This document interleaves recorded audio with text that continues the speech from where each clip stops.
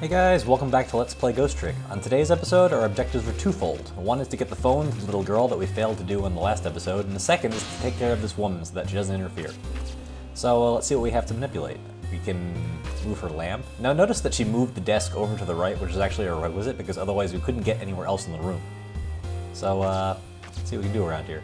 We have this trapdoor. You'll notice in the previous puzzles in this room, in fact, in this entire apartment building, we were messing with mice the entire time. That does not change here. Sissel, like I said, has something against mice or something. Let's open this trapdoor and knock that rat down. This puzzle actually sort of moves into almost being outright mean, I would say. We can chime the clock, which pisses off the old woman, makes her see the rat. Well, well, having a good time, are we, little rodent? Just like in Chapter 3, we had to bring the rat to her attention. Sweet dreams. And that is just awful. But we're not done yet. Did you fancy the vintage, my whiskered friend? Jeez. Clearly not enjoying it. And notice those sparking wires. The rat does somehow survive all this, just in case you're concerned. Let's turn this valve. Flip the rat the heck out. And turn the power off. Fortunately, her light's still on. Oh heavens, a blackout at a critical time like this. Of course, dim lights suit my story of love very well, but I myself am not very fond of the dark. Thanks for the needless exposition. But this does trigger that switch, which gives us access to that chandelier. This chandelier just narrowly missed the back of my head. I love the thrill of romance, but I don't need these kinds of thrills, thank you. Is that a very satisfying clue, perhaps?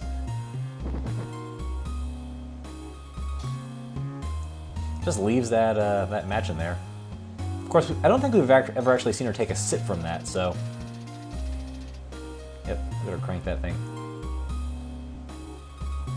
She might have all kinds of junk in that bottle, I don't know. In that glass, I mean.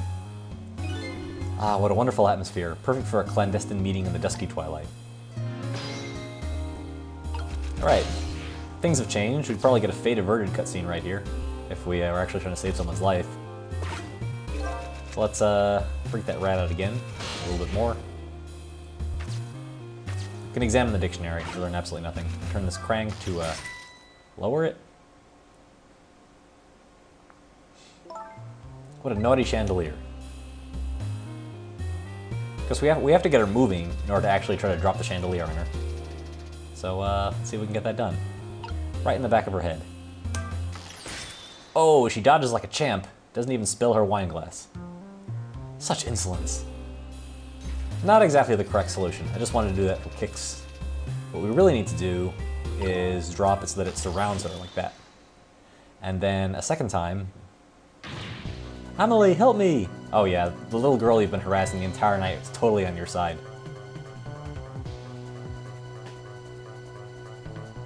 Yep, she's too weak to get out of bed. I'm sorry, Mama, I can't get up. I'm afraid I can't help you right now.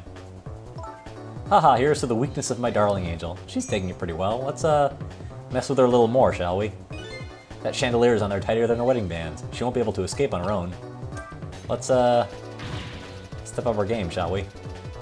And while we're here, what is going on here? Look, do you see this? Please help me!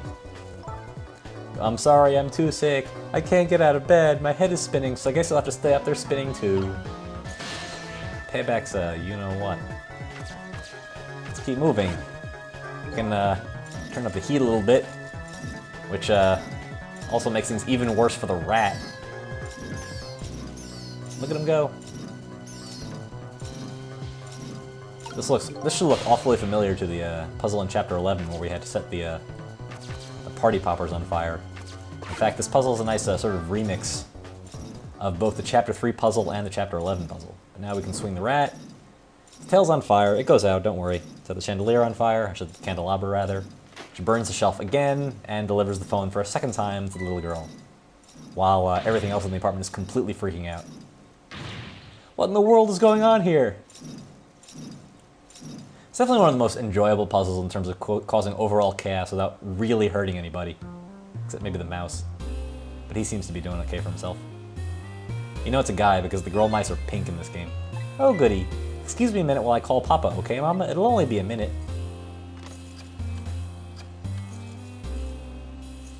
Getting rotary phones in this probably modern world.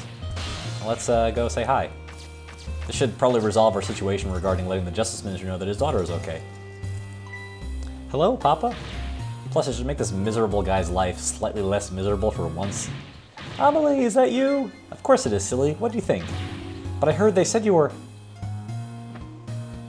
This must take a load off his mind. Nothing's not going to stop him from having another heart attack at some point. Never mind, it's nothing. Silly old Papa.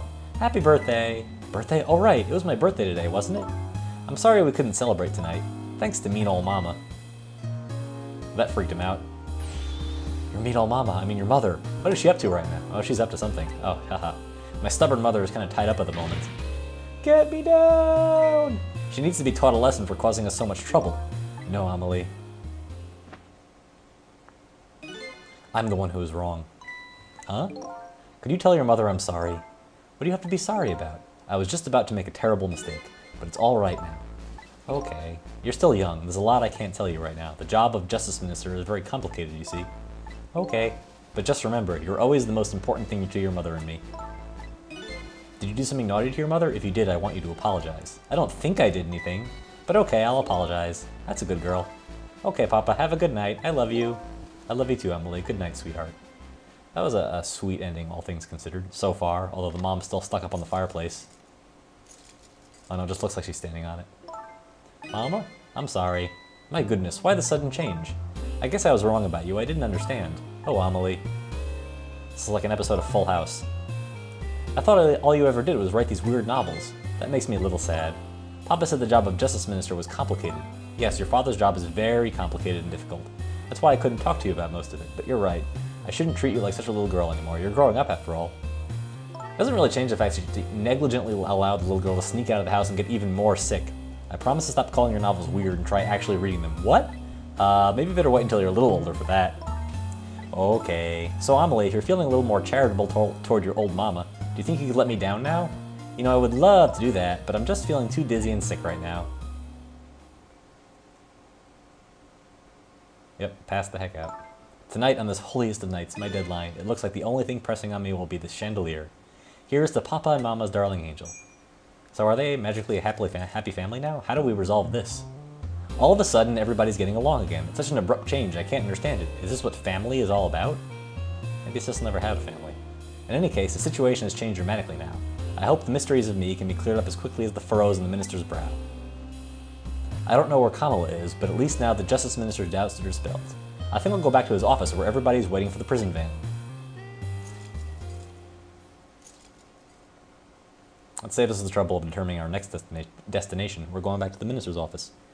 His family now has their smiles and harmony back, but Kamala is still in the hands of the kidnappers. I decided to go back to the Justice Minister's office. And here we are. Look at that. Surprisingly, the minister's brow is still just as furrowed as ever. Quite unlike a father who has just learned his daughter is safe, he still seems to be in the depths of despair. The atmosphere in this room is very different now. It seems to have an air of unfocused anxiety. I get the feeling something big is going to happen.